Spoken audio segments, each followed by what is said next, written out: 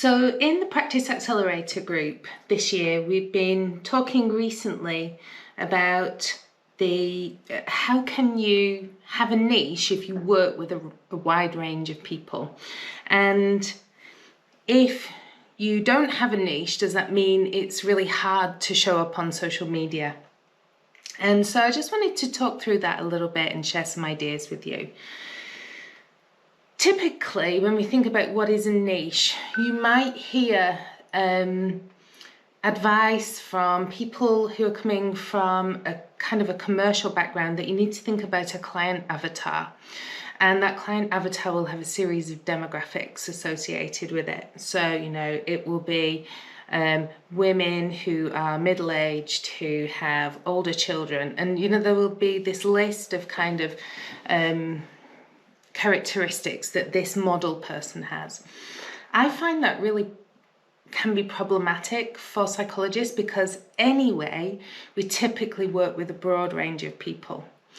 And so instead of thinking of these demographic descriptions, what I like to do is think about what are the common themes, what's the common human story, what's the archetypal story that people are coming to your practice and want your help to work with.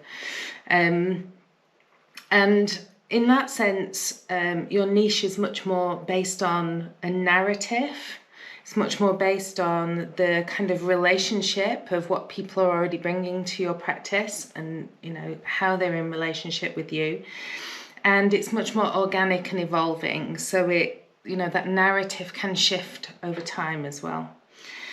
But in that sense, what draws those common human experience together becomes a kind of red line or a kind of river of narrative.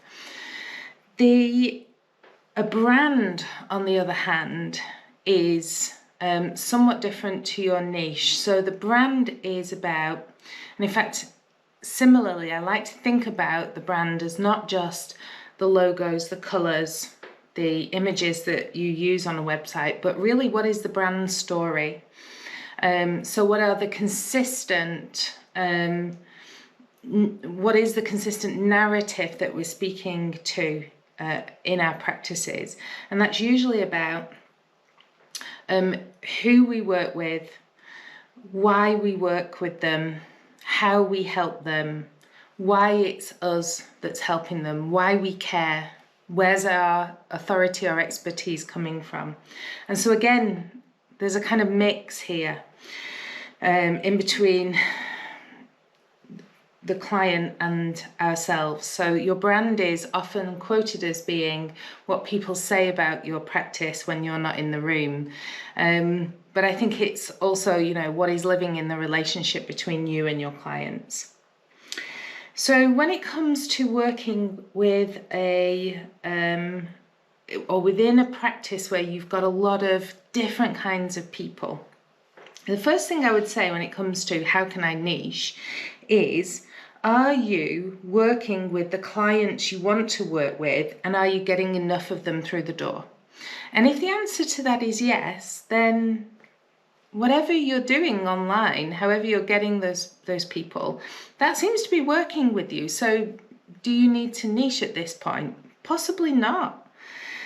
But have a think about these other elements as well. If you work with a wide variety of people, it may be that even though those people are coming from many different walks of life, that there are nevertheless clusters or themes that seem to show up regularly in your practice.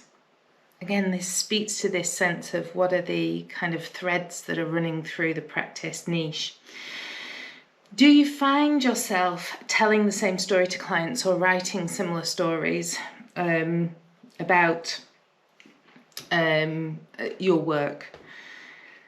Is it possible that your geographical location or something about the place in which you practice is the theme that brings together the brand story of your practice? So, for example, if you were, let's say you practice from a certain location, and in with that brand is lots of messages that surround that location. So being by the seaside, for example, maybe your practice brand and your niche, or your brand story and your niche, is something about that sensation and that energy of being located at the coast. It could also be that your brand story and your niche is around how you and your colleagues show up.